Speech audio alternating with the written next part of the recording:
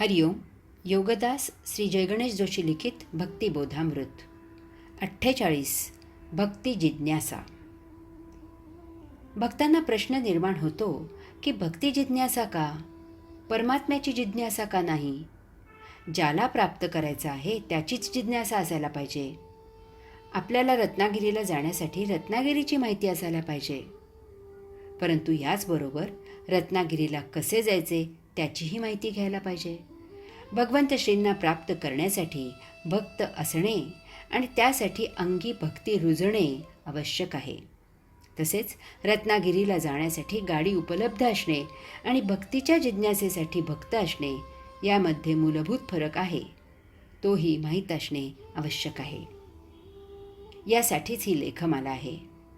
आपण अंशात्मा असल्यामुळे आपल्यात जसा जीवभाव आहे तसेच आपल्यात स्वभावतःच भक्ती आहे. आपण मूलतः भक्त आहोतच. ज्याचा आपण अंश आहोत, ज्याच्यासाठी आपण सृष्टीलीला अवलोकन करतो, त्याची भक्ती करणे, त्याचे भक्त असणे अपरिहार्य आहे. रत्नागिरीला जायला अनेक पर्याय आहेत, परंतु भगवंत श्रींकडे जायला अंशात्मा हाच एकमेवा द्वितीय पर्याय आहे. अंशात्म्याच्या माध्यमामधून भगवंत श्रींकडे जाण्यासाठी त्यांचा भक्त असणे आणि त्यांची भक्ती करणे याला पर्याय नाही.